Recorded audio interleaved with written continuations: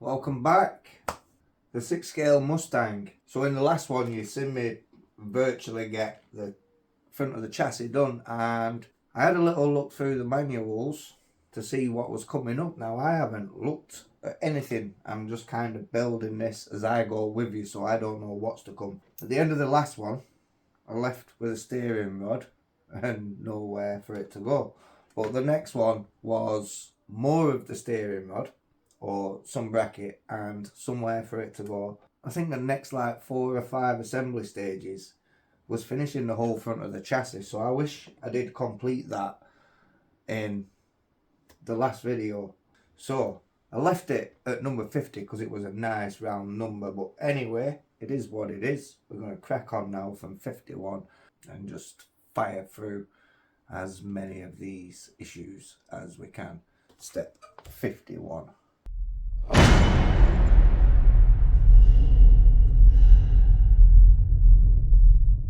So here we got a left and right suspension arm bracket, and then we have this, which is called a pitman arm, and the steering cylinder. These are plastic, by the way, and the brackets here are metal.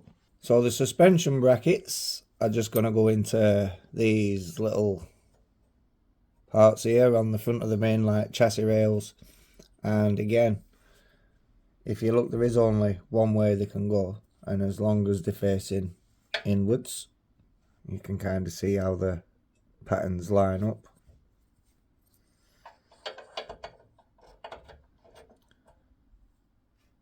So one in one side,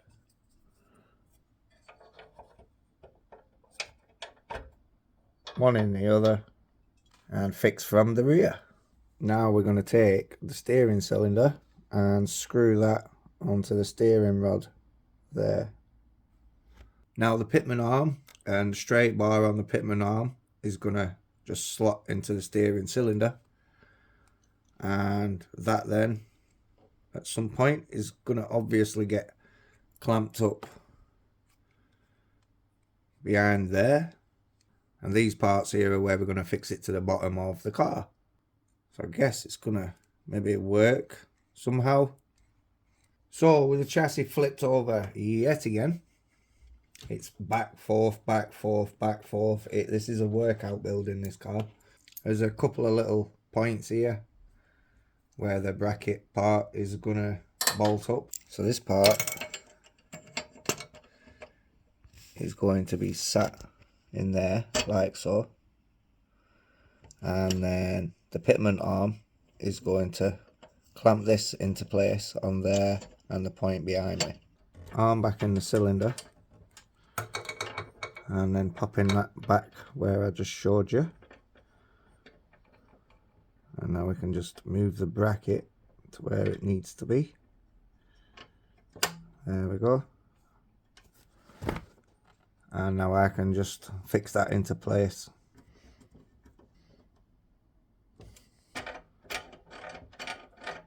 Number 52, suspension arms. So now we've got the lower left and the lower right suspension arms and a little suspension arm holders. These are just going to get mounted there and there, and under that ball joint looking thing there's like somewhere to screw up to, and there is a hole just in the chassis there, so that's going to sit in there once that's in there also. There we go.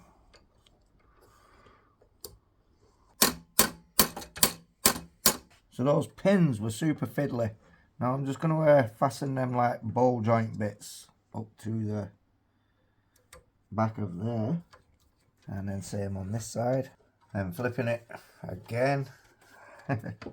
These small little bracket things, there's 2 holes notched out just over that, one where that'll just slot into, and the other one where we will screw into, and they're just gonna sit over in there like so. Same at that side. These have got to be the tiniest screws I've used. This is the screwdriver provided, by the way. Now it's going to look really good. So these were the front wheels I originally built. In the rears we had like the drums, and in these you got like your brake caliper and your brake discs. I'm not sure if I should have really painted them calipers. So the wheels I'm going to have here mounted on here, and this one is just going to sit underneath there. 2 screws. And repeat on the other side. These kits are very reliant on very short screws with a little flange to like take the weight and support the wheels. I know it doesn't take much, but for such a heavy car you would at least expect like a nut and bolt somewhere, or much thicker, deeper screws. It just, I don't know, it's starting to come across as rather delicate. I do wish I'd have just got them extra few assembly stages out of the way in the last one. Shall keep plodding on. So now we're on 53. We've got a stabilizer bar and a steering gearbox, which we have to make, which will then attach to this little thing that we'd put in on the steering rod with teeth. And then no doubt the steering wheel's going to come through here somewhere, and that's what's going to allow us to turn the wheels with the steering wheel. With all the to-ing and throwing and backing and forthing, I accidentally snapped my fuel pipe off its screw in there.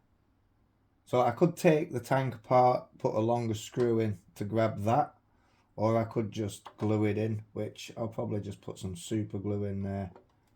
I didn't realise when I had all the weight one way and I was just tightening up little suspension parts of the pressure on that. I actually thought it was covered by the mud guards. Well, it was after it snapped. So the stabiliser bar, it is plastic. I think they do cheap out in a few areas where they could really like maybe spend less expense elsewhere, like things hidden in the brake drums and valve seating in the engine block, and maybe put them extra funds to put towards some slightly higher quality parts here and there. But anyway, it is just an oversized toy really, the more I build this thing. Yeah, the suspension bar is going to come from underneath the suspension arm and screw through the top there. And repeat. And just over the bar here and there, these tiny little clamps are just going to get screwed onto there, and then that's just going to keep that in place. So for the steering box, the steering gearbox, we have a worm wheel and gear on a shaft, a worm gear, the gearbox housing itself, and a pinion. So the pinion's just going to sit on there. And we can just pop a screw on the top of that and slot that little point into there.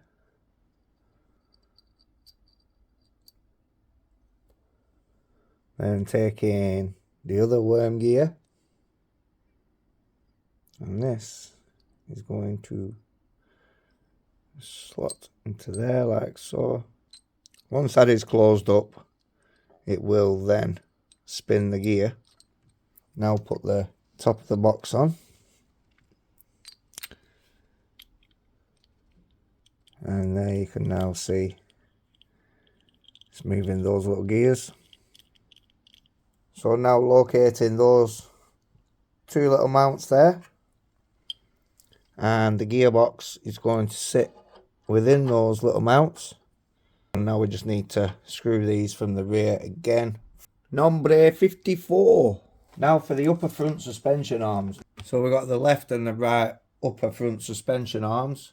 And all I'm doing with these,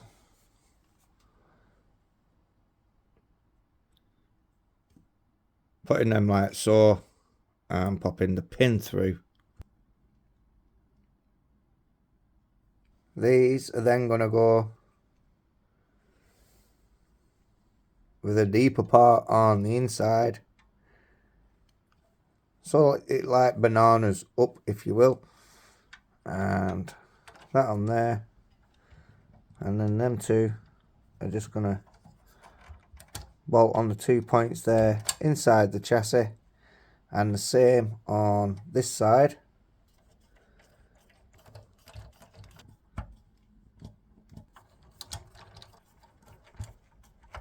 So the wheels don't turn at the minute. Well, they do if you do it this way. It'll be better once we get the steering wheel in there. But yeah, we got the suspension arms in, the little steering gearbox there, all linked up to the steering rod, and that's how the cylinder works. So it's like an imitation sort of cylinder. Would be nice if it was a real oil-filled cylinder, but yeah, like your wishbones and stuff, everything's all connected now. Was a shame about that little bit really, but it was my fault and no major deal. Now the like final 2 stages of what I should have put on the end of the last video, which is now putting on more of the exhaust to the bottom there, and this will be stage 55. So the exhausts are dead simple again. They are marked inside left and right, so obviously you would get your 2 lefts,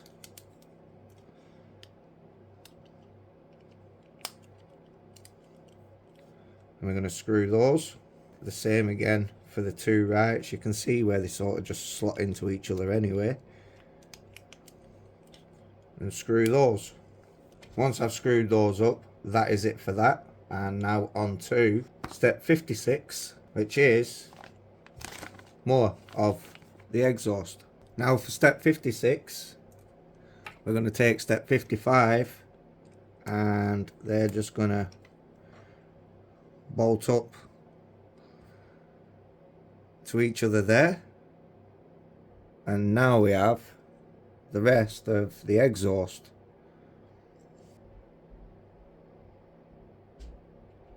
So the resonators are now going to go to the rear and connect up to where they feed into the back box there and come out of the rear.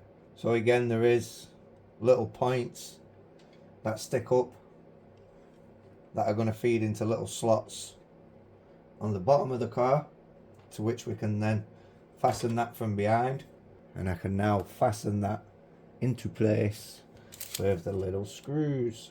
So here it is now with the exhaust. Now I do have quite a few little niggles with this build, and I will get into them. One of them being the back boxes don't quite sit up flush to the exhaust, and the fact that these are plastic and they've gone through the effort of making cast gearbox, cast steering arm, plastic cylinder, half of a cast axle, yet plastic diff housing and a plastic prop which is screwed in through the top, so it's not even like a working prop, which would have been nice. Yeah, the exhaust itself being plastic, and especially the tips just being chromed. Other little bits and bobs like these, just other little things which they could have made in metal. The brace at the front, for example, and stuff. I just think it'd have more of an appealing look, and this is where it kind of looks just like a large toy with all the plastic. But it is what it is, and at the end of the day I am free to criticise, because that's my opinion on it. But yeah, it has its little niggles. But apart from that, I mean, this thing is, I can really start seeing the potential on this build now. So now we've got that out the way, we can technically start this video now, and in this one we're going to do the complete interior. After the interior, I think we then start on like the engine and the engine block. So I thought we'd save the engine block and actually putting the rest of the car together for the next video. But for now, let's make a start on this interior. Now I need to find somewhere for this huge mammoth weight of a car to go.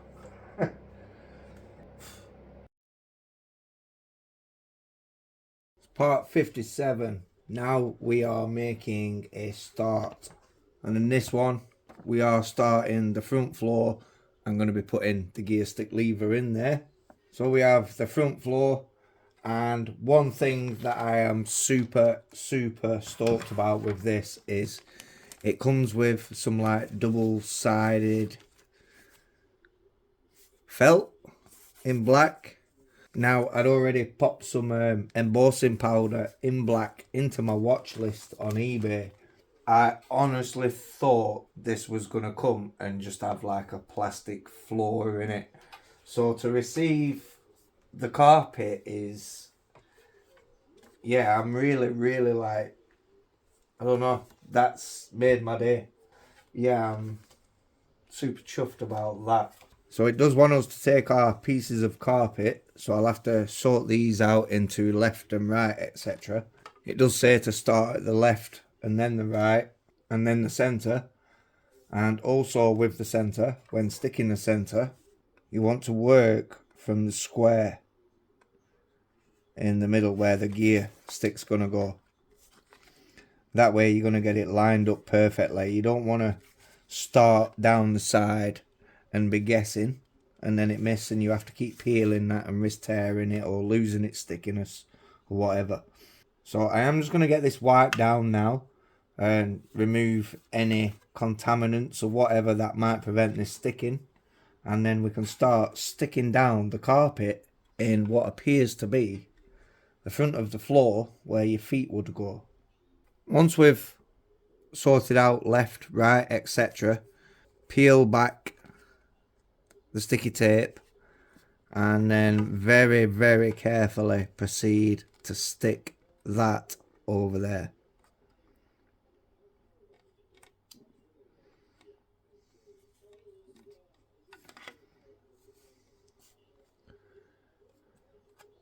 And then very carefully from the back start peeling that away while I get all this into place.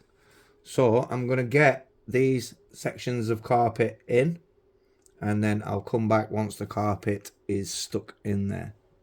So there's the first stage of the carpet. I did get a little slight crease there and a little one there where I just had to peel that back just to seat it straight down there. But once the seats are in and the mats and stuff, I don't really think you will notice, but I have got it tucked up the best I can down there. That's where it was split anyway to fold it around and separate it, so that is there on either side. Also, I did notice as well, these are like little pull tabs, so if you peel from there, it will peel the back off. Now we have the bits upon the back. This does feel like quite a cosy carpet, you know. So this bit was a little bit tricky here, having to get them bits within them bits. So there is maybe a slight little overlap here and there. The stickiness to this is really good. It's like M3 tape. It's very sticky. So once you've stuck it on there, it is hard to peel off to readjust it. So I've just tried to get it done the first time. Then I haven't had to peel it off. And I don't end up with more boo-boos like we had there. I don't know, the carpet just really gives it more comfort, doesn't it? So now we have the gear lever, the gear boot. This is just plastic again. This just would have been nice in rubber. And we have the gear knob, and there you can see we've got first, second, third and fourth and reverse down here. So a nice little touch on there. So now taking the gear stick, I'm just going to slide that into the gear boot. And then the gear knob, just going to push onto the top there. Just didn't want to push too hard, then we break them off.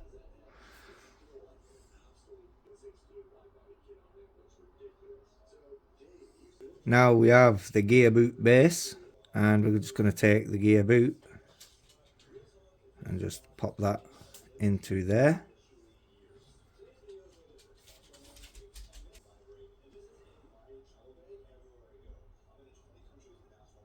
And we're going to take the gear stick and just pop it into the gearbox tunnel there. Screw that up from the rear there.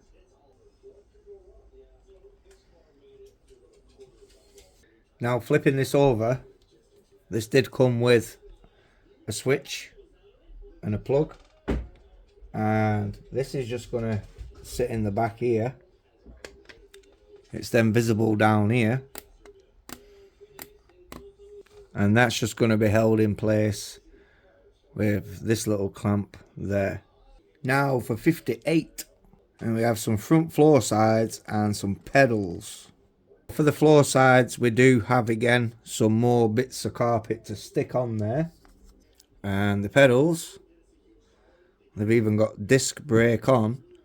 I've got a little switch holder there and what looks to be a couple more push button switches on some little plugs there. Now I do know this does have like lights and things like that afterwards. I don't know if it all works off a fob or something, but once the kit is actually finished, it does have, like I say, all working lights and things like that. Unsure on sound. I can't remember, it's been a couple of years ago since I first started with this, so I honestly couldn't say without looking back. I may as well just keep it as a surprise kind of thing from now. So I'm just going to go and get the carpet stuck onto the floor sides now, and then we can assemble the rest of this stage, which again doesn't seem to be very much. So the next bit, we're going to be putting the pedal box in there with your accelerator, your brake and your clutch, and this is just going to fix onto the top of these, and also there is some little tabs there which are going to go through the holes at the back, which I presume are quite possibly going to be operated by this switch here, and a couple of screws on there. Switch 2 and 3 just slot in, so 2 goes in the top above the etched out mark, and number 3 goes under it, and they just literally hold in the little bits that are cut out there. Then flipping the interior plate over, locating on the driver's side there, you can see where you got like the brake and the accelerator pedal popping through, which is in fact going to line up with these switches. So that just sits over there, only one way due to where it screws in there, so we'll fix that in. Now when we hit the brake pedal, you can hear it clicking with a switch on the rear. Same on the accelerator. So curious to how this is all going to turn out in the end. Now we're going to take the left and the right sides, locate where they need to be, left and right, and then again fix them up from the rear. And now we have sides to the interior. Proceeding with step 59,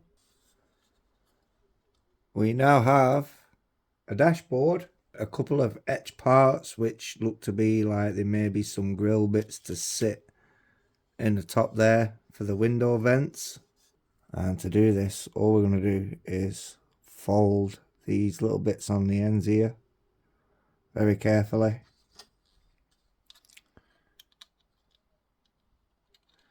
Then poke them through and just fold them back again just to hold those in place.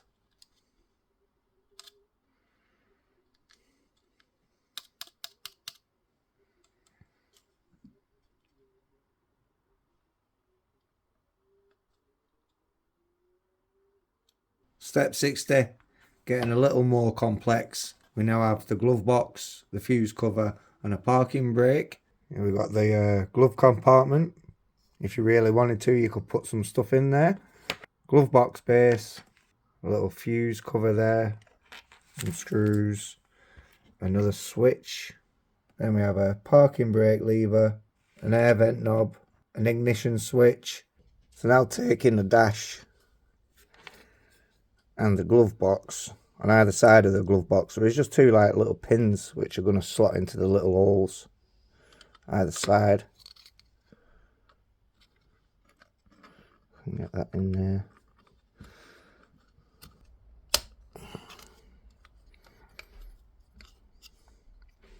So that was a little bit fiddly. want to be careful not to bust the pins, as they're only a little bit of moulded plastic on either side. Now the ignition switch, which is the smallest of the two knobs, is going to sit in here. Again, there's a little protrusion, like a little notch, so it can only go in one way. I might have to get my tweezers out for some of these, getting a bit fiddly. And I'm just going to screw up from the back there. Next, taking the larger knob, which is actually the exterior light switch, and we're going to pop this one into here. There is no notch or anything on there for it to sit in. It's just going to sit in and screw from the back. So now the switches are in, we can get this little fuse door in there. Pop a screw in the back. Now flipping the dashboard, where you have the glove box door, and we have the back of the glove box,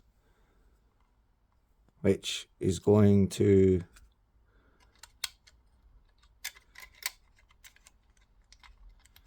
screw up into there, and then that will stop any items falling out of your glove box. Now we want to take the parking brake at the side where the steering column is going to go. We're just going to want to fit that into there. Just push that through.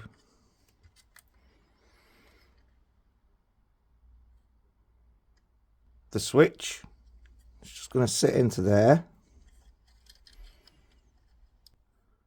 So the switch is now facing the back of the screw, which is holding in the ignition knob. So we'll just pop the back of that on there just to hold that in place, and let's see if it clicks.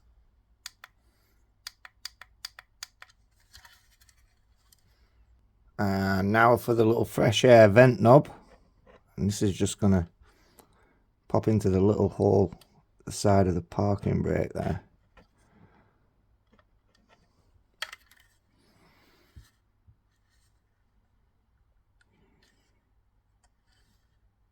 Step 61 of Pimp My Dashboard. We're going to be fitting the dials, the gauges, the clocks. So we do have the dash trim, some lenses, looks to be some stickers to go in for the gauges, some other little bits which we'll figure out in a moment. So first off, taking these like backing covers. These are where I am going to peel and stick the decals. So I am just going to go and get those stuck on. The stickers for the clocks. Now I didn't find these very forgiving, very sticky. This one, I'd started to lay it and I realised it wasn't straight. So as I've gone to peel it back off, it's instantly started peeling like the sticky back and leaving paper residue on there. I don't know if you can see. There's like a little ripple of where the paper's laid on top of it there. But no, apart from that, they went down really well. Like I say, they were just a little too sticky. Well, they look great, and they are printed in the order on the paper that they go on. Now all these are going to hold the clock, the lenses to the clock faces, and then pop them in.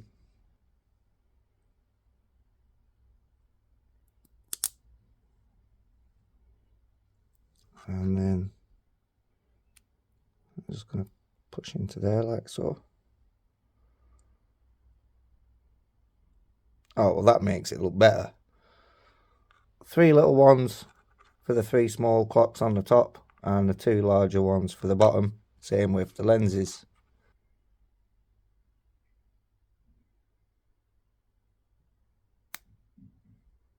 This is just going to slot into the back.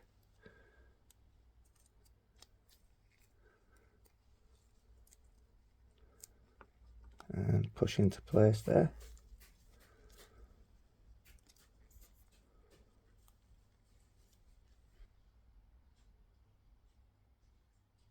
That now brings us to 62. We've got the dashboard inlay and a Shelby emblem. Now at first this inlay looked like a real nice piece of like metal, but it's not, it's just plastic. So firstly we've got like a little emblem thing there, and then the little sticker sheet to go within that. We've got Shelby, the Cobra, and then GT 500. So this is going to fit on the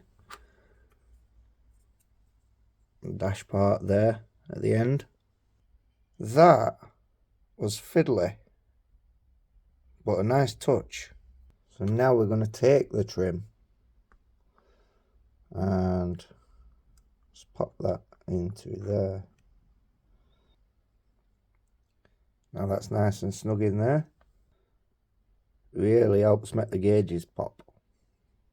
Now on these little bits, I don't know if you can see there, but you got your indicator lights, turning lights, the little arrows, and they're going to sit in the back of these.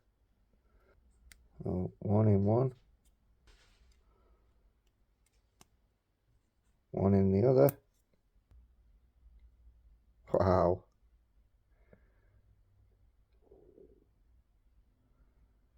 That's a nice little touch. Now we want to take the emblem. We've just popped the little stickers in, and that's just going to sit in there. Couple of screws there and there. Slide that into place there.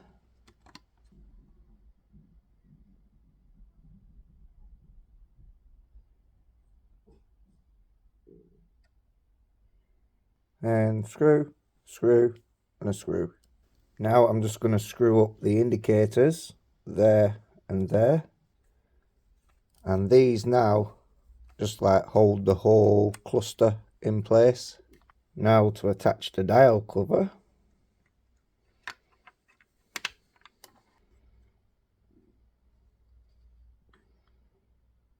Now on to 63. It is more dash components, and I've oddly received 2 of them, which is the car radio and central dashboard dials. And I'm guessing a lot of you guys won't even know what a car radio is. So we've got more clocks, which will be the center dials and the car stereo, dash cover, and some decals for the clocks and the stereo, which is in fact the first stage again. So adding stickers, I'm just going to take these little parts and add the stickers required there. So I've got the stickers on there. So now we're going to take the stereo faceplate and we're just going to sit this over the top of the stereo there. If you remember, you would have a volume knob and a knob to dial through the radio to choose the station. So we do have the stereo knobs there, and we're just going to push them into place. And now taking the little transparent cover, there is 2 little like pins on there to go into 2 holes at either side of the cassette player there.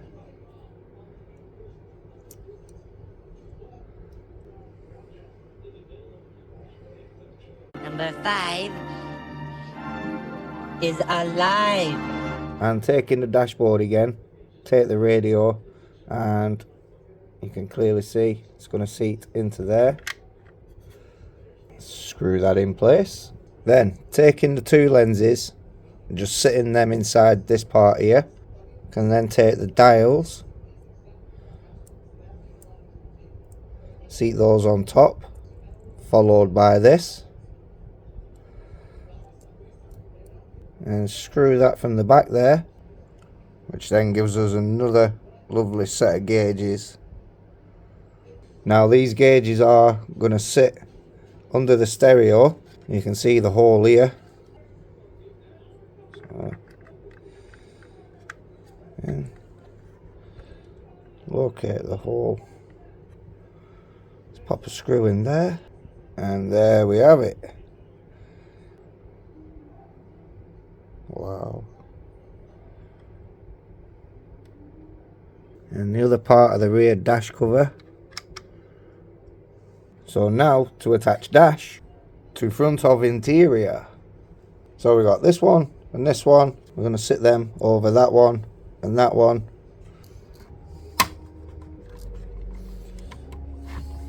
And then screw those up.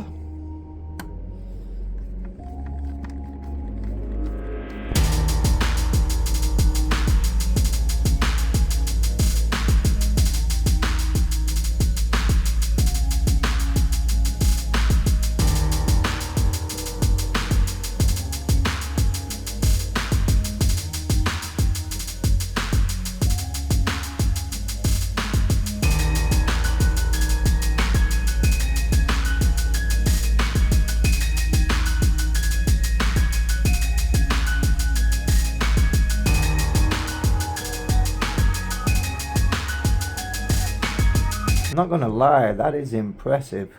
Now on to step 64, and we have the rear floor and the carpets. So I'm going to go ahead, as we did in a previous one, and get those bits of carpet stuck onto the floor plate, and we can then attach that part of the floor to the front of the floor. Now we're just going to connect the two bases. Now the other part of the carpet is on there.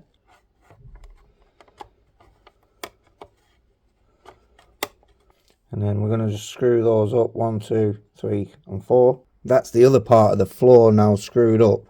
You can see a line between the carpets there, and I keep brushing them one way to try and get the marks out, but they don't seem to go. But it doesn't matter, because eventually it's all probably going to be hidden by the seats.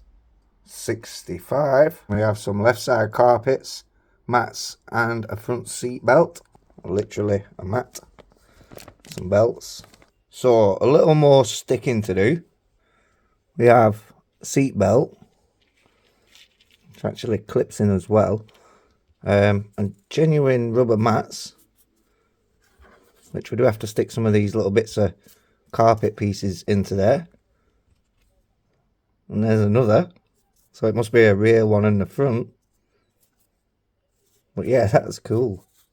Step 66 is the same as what we're doing with the mats and the seat belt. One is a left, one is a right, so I'm just going to do this together.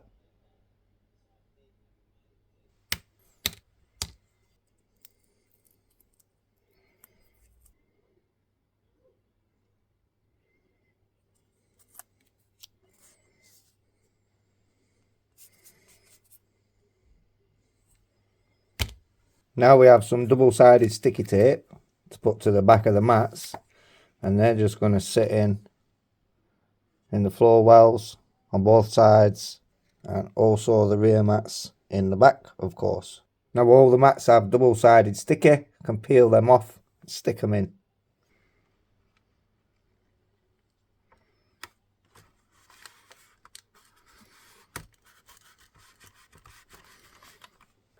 Just snapped me a gear stick, sticking the mat in, so super glue required.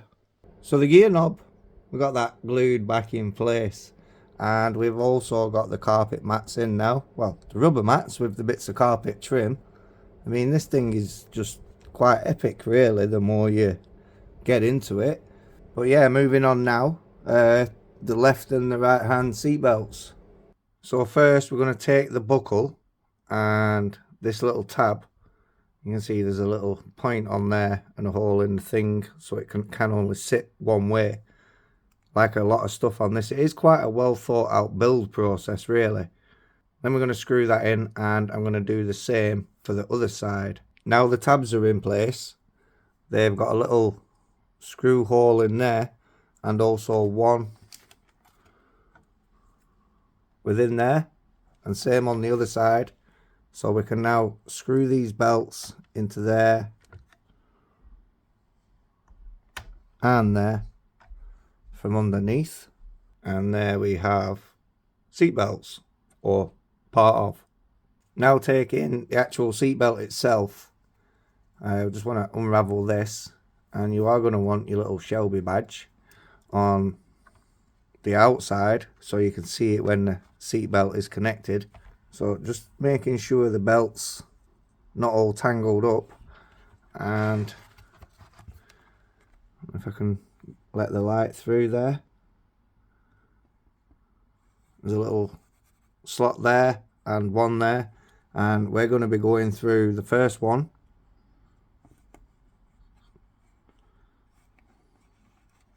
Just posting that through like that little letterbox underneath, and then when we flip the interior we can take that out from there, and that is just gonna pop onto there. Now the same for this side. I mean, they are cool little belts with the little buckles and the way these fasten up.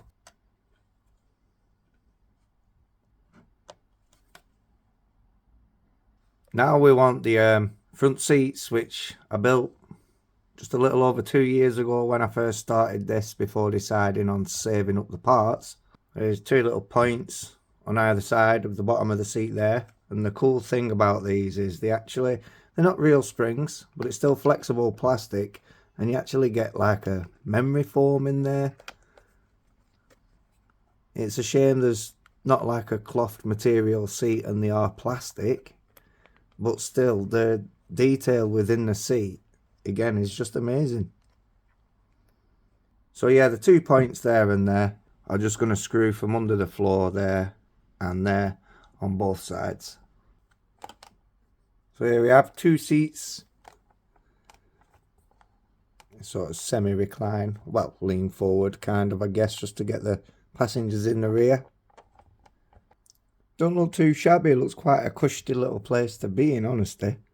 Yeah, it definitely makes a whole world of difference. And the seats, yep, covered all the little marks and stuff. Tempted to give it a little hoover, but I think Henry's just going to kill it. So that's now brought us to 67. And we're just going to be putting in some supports for the rear seats. So that will be this little piece of plastic right here. And this is literally just going to screw from the underside to 4 little points under there, and then screw up to the back there. 1 rear seat support.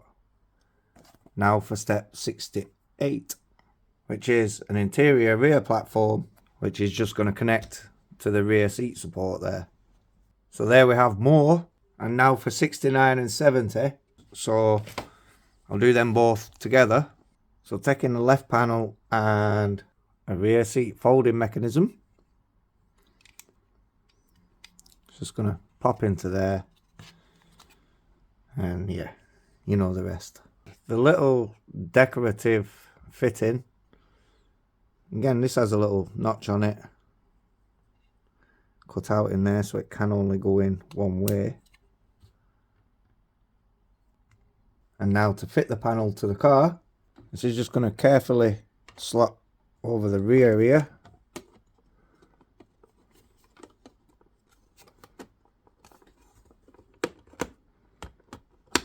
There we go.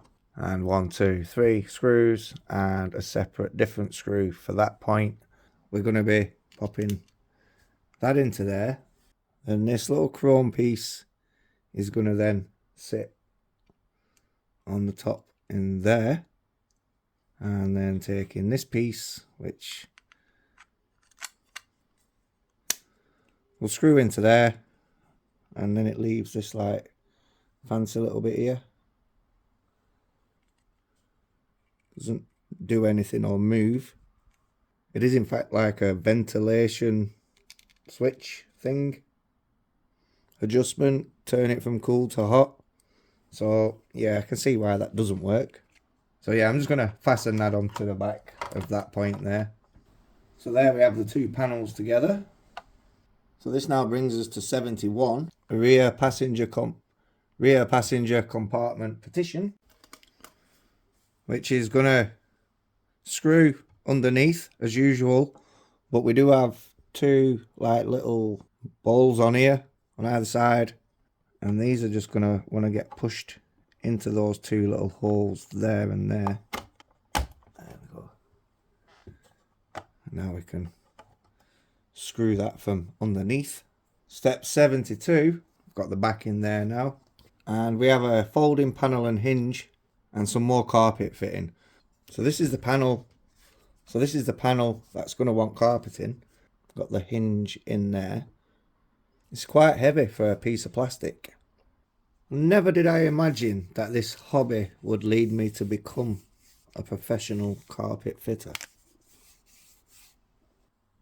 Now to take the hinge, if you can see the two holes at the left there, there's like a little notch stuck out, and the same on the other side. And then we're just going to screw that up in there, there, and there. And that is that. Number 73. I'm hoping you can kind of see why I've done this over 2 years and not month by month, because I could imagine doing this monthly for a viewer must be absolutely boring as hell. So the rear seat backrest, there's the back seat rest. It's nice, matches the fronts there, and also a little more carpet to fit. So we're going to fit this plate onto the back of the seat there, screw that up, then we're going to carpet it, and then we can mount it to the hinge.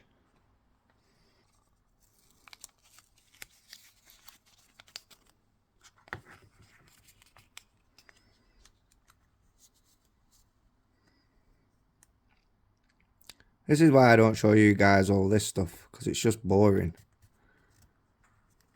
You know, you'll just see me just sat here peeling off this. But just to show you that you're not missing anything, other than I'm learning a new trade.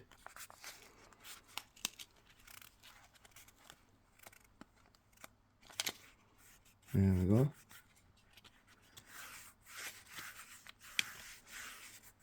Now we got the seat back to the hinge there. It's just a case of screw, screw, and a little screw again. So now the back of the seat's attached to the hinge bit there. Guessing this is going to be kind of the inside of the boot, as we call it. You Americans call it a trunk. It's looking a little bit like I should take this for a mini valet when it's built, I think. So as I said, 74 and 75. Not going to show you that. It's just the side panels for the rear, which is basically this. Now going on to this side. Exactly the same, just mirror image. So now we've got the back panels in there.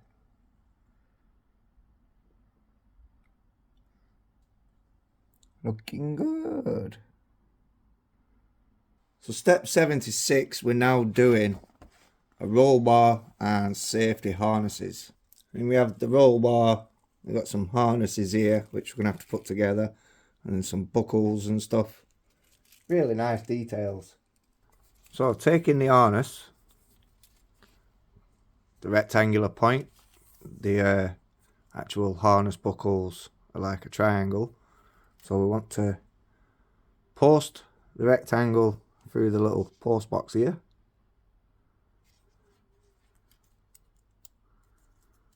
Wiggle that through, and that's just gonna sit on those little points that are popped up there and there. And now we can take the roll bar. I have just done one side because they're both the same. And this is going to bolt under the top of the roll bar on there and screw into place there. So now we have the roll bar. I would love if Tobias put this much details into the interior. This is amazing. Step 77 appears to be part of the rear seat and little lap belt by the look of it. And all we're doing for this on both sides is there is a little hole there, and we're just posting the buckles through again to the other side. They push fit onto there. Step 78 is more rear seat. We got like the base, the spring, a little memory foam cushion, More seat belt.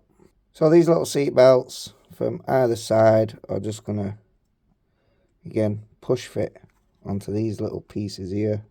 Now we can take the other part of the seat we've just done. Just pop that foam into there. And then pop the spring in. Well, these springs, the seat springs.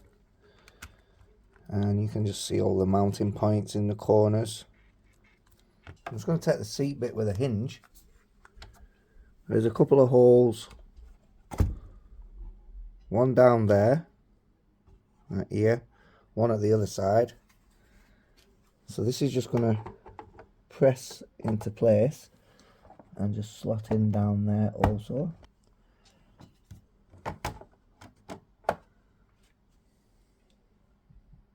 Now taking the rear seat base, there is a couple of little holes in the corner of the floor here and here, which will line up to this screw point here, and the same on the other side. Sit that in there, just make sure we don't lose the seat belts. There we go. And now I can just screw that up again from behind. So there, the rear bench.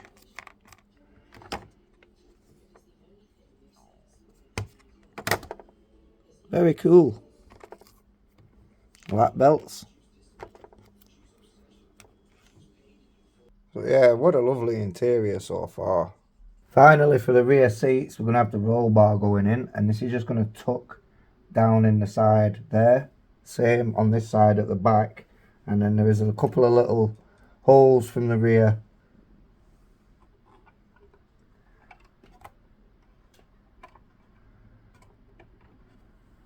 It just pushes into place there. So the rear roll bar belts, one is going to post through a little slot down this side and another one down this side, and then they're going to meet underneath, and like the others have, they're just going to clip into place. Belts in, now we're on 79. More carpeting and a rear platform base. This plate is going to sit within the chrome base, but first of all I need to just add carpet to this. So now taking this chrome base and popping that into there. This will then fix into the back on there and screw up from underneath. Now we're just going to pop the little seat locks in, and again they're just going to bolt into the floor there from the back. I think this way. Yep. And two up there. So now we've got the trunk, boot flooring, and the little boot locks there. I love this. I just love the seat. I just love how it all moves around and faffs around. You can see the little locks there. They don't do anything. They're just imitation to make it look like they lock up the seats. Those little like switch things there. And then your ventilation switches here. I believe it said this was just like a decorational knob. But yeah, very nice. So this brings us up to more stages. Absolutely battling through this. I will aim to edit it down within like 2 minutes or less per stage. But next we're on 80 and 81. Now I am only going up to 84 on this, because beyond that the interior's done. Going to make a start on the engine. 80, 81. Refer back to maybe the first or second video if you really want to see me put a wheel together. But yeah, it's looking like this is going to be the spare wheel to go in the back. So we got step 80 complete, which was the tyre, and step 81, which was mounting the wheel to the tyre. And there is the wheel and tyre combined, and the little air valve which you have to put in there. So this is just the spare, so we can pop this to one side for now. And step 83 is the trunk side panels, a spare wheel lock, which is going to lock the spare wheel into the trunk, the boot, and we have a car jack. And we are going to need the rear panel from the previous one. To actually pop these in now, we are going to need the main part of the chassis. But as I'd stated earlier, on a lot of parts they are marked up L and R for your left and right, and your left and right go from if you was sat in the car, so this would be your left and that would be your right. It can get confusing when things are flipped upside down and stuff. So just before I bring the chassis to put them rear panels on, I just want to give you a little indication to the actual size of this, considering this is just the interior. Now this is sat on an A3 mat, which is 45 centimeters by 30 centimeters. And there's the front, literally to the front of the mat. And if we go to the rear, it literally just overhangs a little bit. And there's a little give either side. I think that kind of gives a fair perspective of the size. Oh, this is, yeah, what a build. So I still need to glue this back in. I am just going to get the spare wheel and everything in first, because I don't want to glue it back in and end up busting it off again. I'm not sure if I touched on my thoughts on the wheels, but I am disappointed that they are just held in with the tiniest little screw. And that just takes me back to where they could have invested a little more elsewhere, give us a little bearing within the wheel and not just relying on a little screw. It is a display piece. I was disappointed with all the plastic underneath, because again, you know, it's something that you'd possibly want sitting on a mirror to appreciate underneath. So now with the rear trunk plate thing and these two side panels, remember the left and the right, and the left and the right, they do go to like the outside. They'll never be visible on the inside, which is always a good clue. But these are just going to push into these holes here. There's one. There we go. That's in. Kind of don't want to give it any pressure, so I'll go that way again, and we'll just. Yeah. You know, bear in mind these are very close to the edges, so too much pressure and you're snapping that clean off. I've broke enough of this already. Alright, so now taking these three panels and the chassis, we've got the 2 points here on either side that you can see. So these are going to sit over the big like circly things here and just snap into place. Well, they snap into place for now. I'm not sure if they're going to screw up later or whether the body is going to mount that more into place. This cool little boot jack. Again, there's no reason why this couldn't have been a functional jack in metal. This is just going to slot over this here. There we go.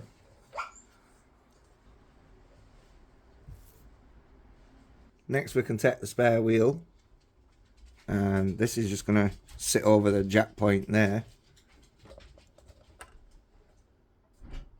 I'll glue this in afterwards, then we don't break that off again.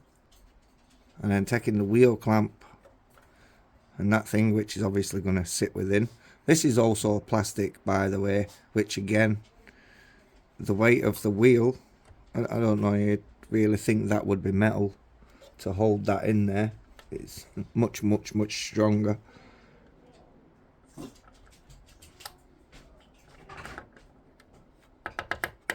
There we go. It's going to push into place there. Now I can glue that back in. And now we're on to number 84. The year I was born. So now we're doing the steering column and steering wheel. And now this is like getting really interesting.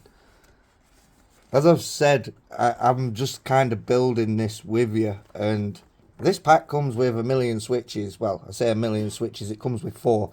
But they all go into the steering column and like operate the indicator stalks and things. It's just bizarre. So we're going to be able to operate like the brakes and accelerator and things. Whether this is going to have sound, I'm not sure yet. We've not got that far. But Yeah, it's just getting beyond cool. I know it has its flaws, and I'm finding flaws with it, and I'm picky with stuff, but to be honest, it's makes up for it in other places, kind of. Still wish it would have the other stuff, but yeah, this is like bizarre. So we got steering column, we got the steering column cover, indicator stalks, a nice steering wheel. This is metal, which is very, very nice, and it looks like it's going to have like a functioning horn also, and then the switches and a little box to pop the switches into. So we're going to be starting with the box and switch number 5. They are all numbered, so they go 5, 6, 7 and 8, and they've been like that consistently throughout the build so far to this. So we've had 1 to 4, so there is room for 2 on one side and 1 on the other. And starting on the left, we have switch number 5, followed by switch number 6. On the rear of this, we have switch number 7.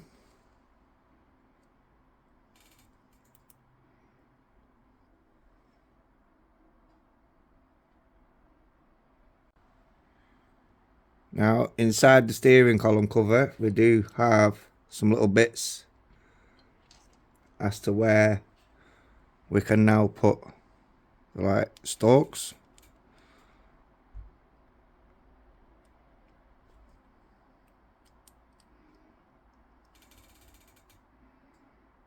And a little cluster of switches. It's going to sit also over the points of where the stalks sit, and you can hear that making a click on there, and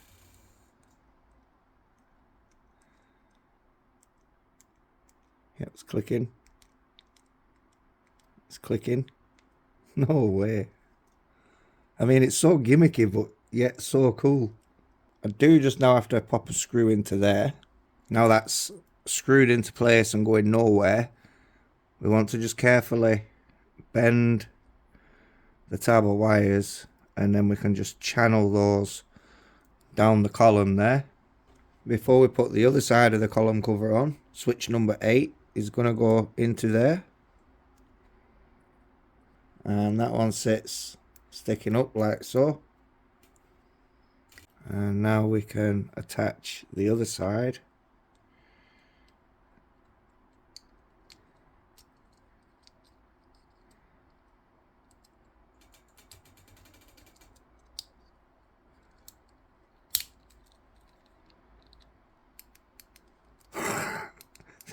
This is mad.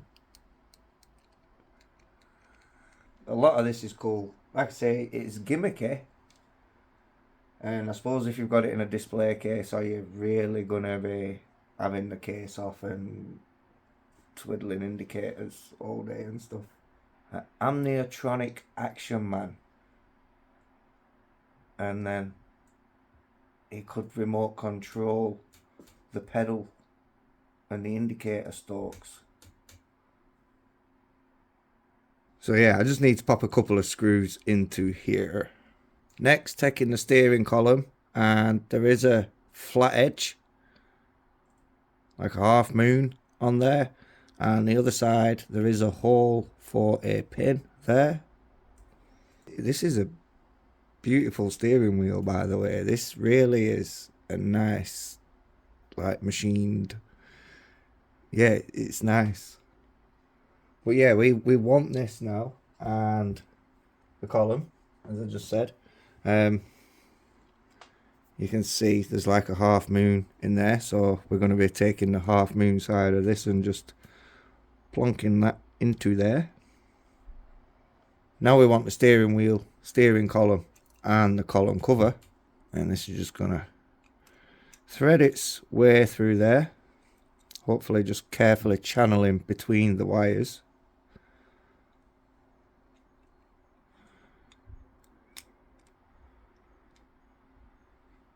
Oh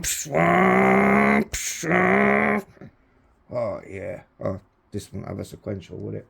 My bad. So the home bit does just push in and snaps into place. And then there is this small plastic piece that does go over there. Okay, so the final switch that we did, number 8, that sticks out of there. When you push the bottom of the knob, you can hear it clicking against the button in there. So yeah, it is going to do something. So now the steering column is going to come through this channel here from inside the dash, come down through the back of the channel, through the back of the dash, and then the rest of the column is going to come through here and out at this point here. So taking the fine piece of artwork,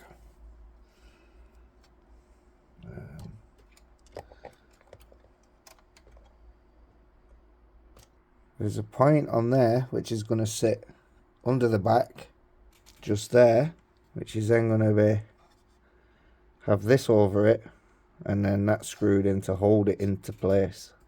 So now taking the little bit with the little notch, and now I can just pop a screw into there.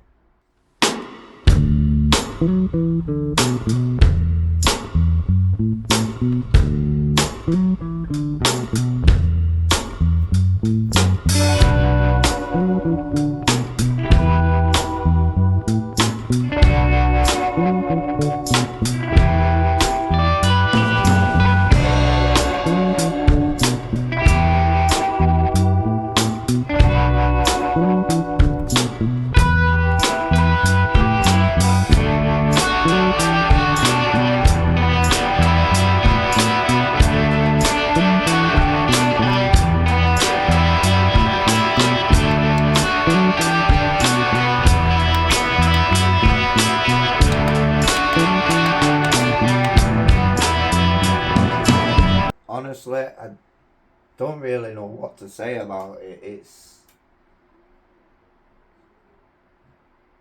very nice, but very toy at the same time. I'm definitely more than impressed with it. And the details are just something else. Now, I didn't realise this would become so time consuming just to put all this together. Like hours and hours and hours just to build up this. I've had my little niggles, I have found my flaws with it, but other things sort of make up for the bad. You know, it's not like I'm going to be using it or playing with it around the living room and crashing it up and down the front street or anything. But no, it's definitely a work of art, and I really can't wait to start cracking on with the next video, where we're going to be building up the engine. But I know it says there's 130 stages and I now have 128 stages. So I do believe I have another package coming. Yeah, I've packed quite a lot in there. It's going to be the same for the next one. May split it into 2. I don't know. I'll see how I'm feeling when the engine is built. So anyway, I've consumed much of your time already. So I am going to leave it there. I do thank you all for watching. Don't forget to like, comment, subscribe, all that. And if you do want to win yourself a 1/14 to my Scania, then do head over to my raffle. I will drop a link in the description to that for you. It is a brand new kit in the box. Till the next one, whatever that may be, take care, and ciao for now. It's a road rage.